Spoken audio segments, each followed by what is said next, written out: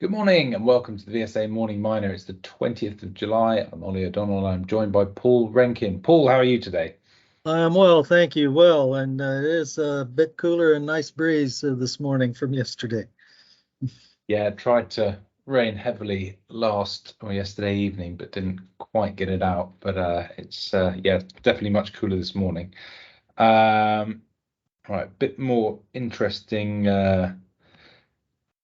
selection of news flow this morning than we had at the start of the week. Paul, where do you want to start? How about the sentiment Q2 results? Okay. So 111,000 ounces produced. That was up 11% year on year, 19% Q on Q. But I think what most people would probably be focusing on after the Q1 figures is the cost guidance. So cash costs of 868 were down 2% Q on Q, but AISC of 1357 was 5% higher. They've got quite a chunky capex spend this year, 225 million. That was previously flagged, but they are now recognizing inflationary pressure and saying that they're going to be at the top end of the 1275 to 1425 ASCI guidance range, which I think, from what I remember from the Q1s,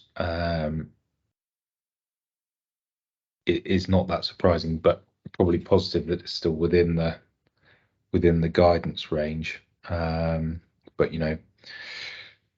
inflationary pressures hitting the gold equities probably harder than other metals, as they don't have the cushion from the stronger revenue line that copper producers or other industrial metals have had to fall back on. Yes, and it would indicate as well that sentiment probably running at a steady state here, I guess, is the best way to put it, but at the mercy of these more macro factors in the short term, it sounds like. Yeah, and look, they're still debt free, so it's a pretty strong company in that sense. So no issues there. Right, shall we move on to some lithium news? Kazera and Afritin. Yes, that's right. We first off with Kazera Global. That is a lithium deal they've done in order to be able to, first of all, start monetizing the lithium which is in their tantalum pegmatites at Tantalite Valley, but also it gives them upfront capital in order to increase the scale of production of tantalum concentrates, and as well to put up a spodumene recovery plant as well at Tantalite Valley. $7.5 million deal for a 49% stake that they've sold in any lithium production to come from Tantalite Valley.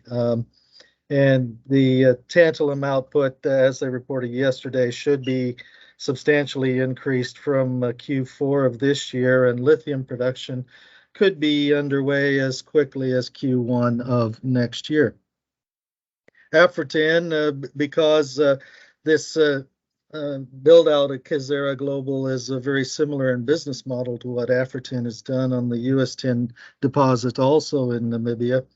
Afritin put out more drilling results from their tin lithium drilling program, second set of results out on a 50-hole program, this being 32 holes drilled, and the numbers of 5 through 9 of the drill holes that were put in here.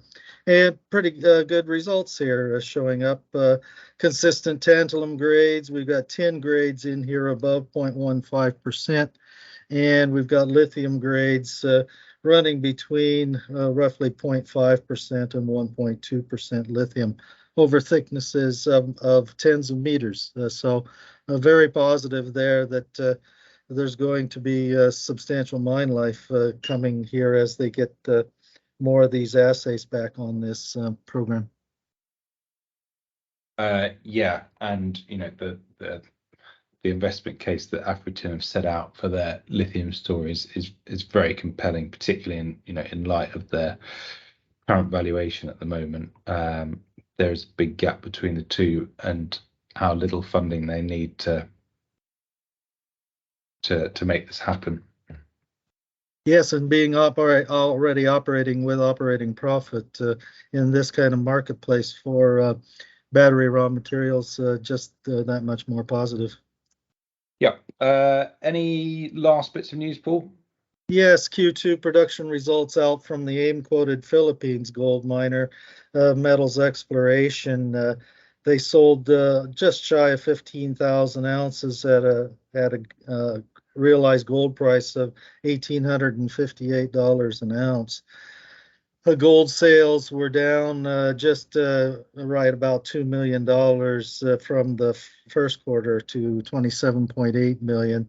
And they did pay off $5 million of senior debt in the current quarter as well. Senior debt outstanding is now down to 8.1 million, and net debt on the operation now $93 million US. Just to say that it is relatively high stripping costs or strip ratio at Metals Exploration at the moment, and the fact that the gold price is now on the decline from these numbers coming out, saying that it will be a tougher operating environment for Metals Exploration for the rest of the year, I think. Yeah, quite leveraged that play, isn't it? Operationally and financially. Okay, Paul, thanks very much for your thoughts. We'll be back tomorrow. Very good. See you then.